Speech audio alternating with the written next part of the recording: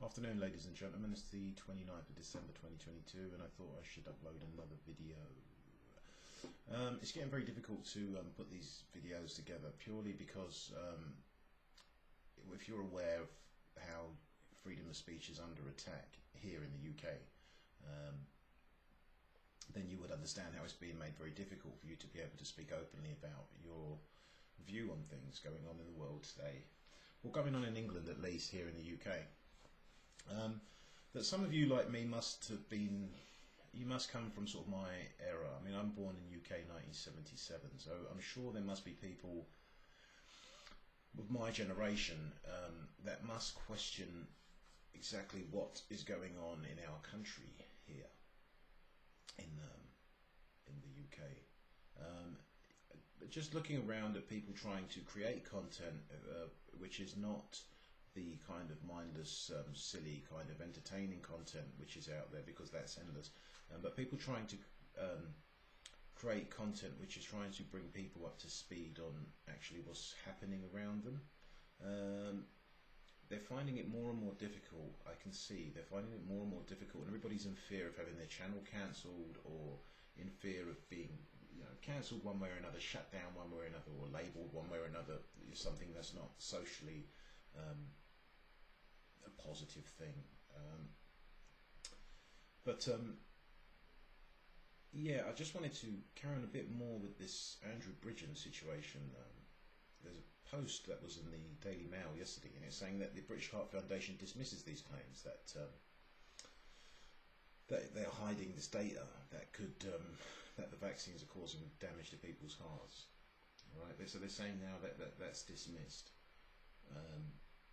And he's been fact-checked by the full fact check. The full facts check. I don't know who the full facts check is, but they're saying that the yellow card scheme only represents 10% of the true rate of serious adverse events. See, the thing is, I personally, and I'm not telling you that you should do this, but I personally have managed my own healthcare for some time now, a good amount of years. It required me to do some research into our healthcare system that we have here in the UK, and I had to combine that with what I could see going on around. I mean, I don't know how the rest of you in this country are managing your healthcare. I don't know if you require an MP or some type of television personality or internet personality to tell you or advise you on what you should do regarding your health.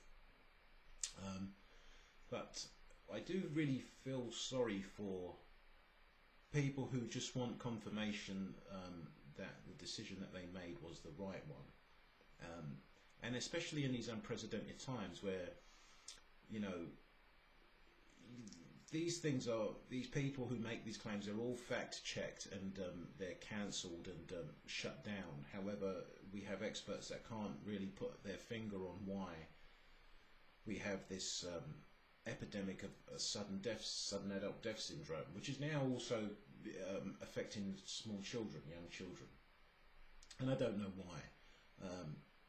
But it's a very serious thing, and it's a thing that nobody's really talking about here in the UK. No one's really mentioning it. Put on the radio today, and I can hear they're talking about COVID in China, and China opening their borders, and people possibly coming over to the UK from China, but they have this terrible outbreak of Omicron and these different variants, which are supposed to be weary of. So the thing is, I don't really know what that has to do with us here in England. If there is some type of virus which is very, very dangerous and deadly, and at the moment it's in China, why would the country even consider? Why would the government even consider allowing people to travel in from this place if that's where this deadly virus is supposed to be? It just doesn't make any sense, and this is what I'm saying. It's at a time when people need reassurance. I just see that they don't seem to be getting any.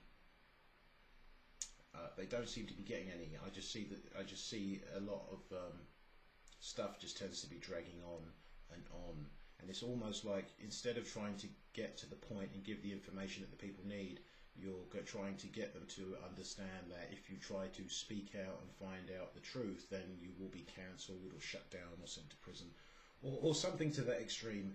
And I just, in this country, it just really does boggle my mind, because I just don't know when, I just don't know at what point people required a nanny state in order for them to be able to live. So they're talking again of taking tests and doing tests to confirm whether you have this virus, you know, so to try to eliminate the risk of people bringing the virus into the country, and all that stuff again. But I think at this point now, I think it's more important that the people of England know exactly where they stand with stuff, because a lot of us can see that something is very wrong, and a lot of you of my generation and older should also be able to tell that something is very, very wrong, and it has been for quite some time. And the only thing you could ask for as a person in this world is that you're treated fairly. Okay, so that's the point of me making these videos. It's not to try and make people angry or hate the decisions that, or hate, you know, the government or whoever's advising you to do what you're doing, without making it clear that what you're doing is the right thing. Do you know what I mean? I think that you play a vital part in that. I think you have to really weigh up, you know, the options of what you're being advised to do, and what, you know, the other options are. And I'm not gonna start delving into what you should do regarding your healthcare, because that's not what this platform will. They will do everything they can to make sure that sort of content doesn't really get any views. That's not really what it's about. And I think it's important that, you know, people in the UK, like, I can only speak about the UK because this is where I live. You know, you can hear stuff being told to you that's going on in China and India and all over the place, but you won't know what's going on there. You have to take what you're being told by the source. You know, you just have to hope it's true. Personally, I don't really pay any attention to it, because I don't know how many times we need to see that. I personally have lost trust. I personally lost faith a long, long, long time ago, and it's quite sad to see. It really is quite sad to see people, you know, hanging on for confirmation or sort of some sort of reassurance that what they've done was the right thing.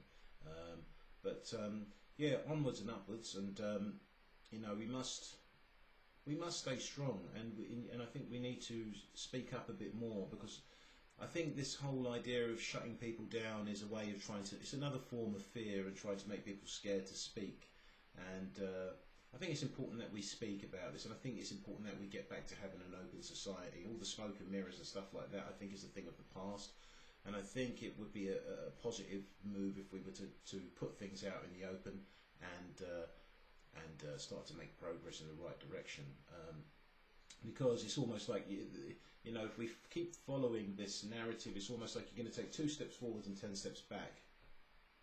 And you know, it's quite sad. It's quite sad to see. It's quite sad. It's very painful to watch, considering I've grown up in this country, and I was quite proud of what Britain was, and I'm just seeing that I'm seeing people's deteriorating physically and mentally, and it is very, very sad to see. It's very, very sad to see. And this is the only reason I decided to make these videos. I thought to myself, you know, I can see stuff going on here. Perhaps people don't really understand. I think, you know, there's a lot of confusion, a lot of confusion. But yeah, I will be posting some more videos, and I will keep updating. I'll update you with more content. But for those of you who have watched and subscribed, much appreciated. And I look forward to seeing you guys soon. Thanks a lot for joining.